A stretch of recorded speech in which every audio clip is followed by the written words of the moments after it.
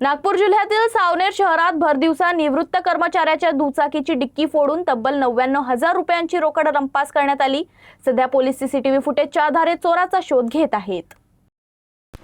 सावनेर बस स्थानकासमोरील Shriyash bakery समोर उभी असलेल्या मोपेड दुचाकीच्या डिक्कीतून 99,000 रुपयांची रोकड चोरट्यांनी लंपास केल्याची घटना घडली। ही घटना 16 मे रोजी दुपारी 12:30च्या सुमारास उघडकीस आली। पोलिसांनी दिलेल्या माहितीनुसार समद नूर मोहम्मद शेख हे खापा येथील रहिवासी असून ते WCL चे कर्मचारी आहेत। त्यांनी स्टेट बँक ऑफ इंडिया सावनेर शाखेतून 99,000 रुपये काढले होते। ही रक्कम पासबुक आणि चेकबुक सह पिशवीत ठेवून दुचाकीच्या डिक्कीत ठेवण्यात आली होती।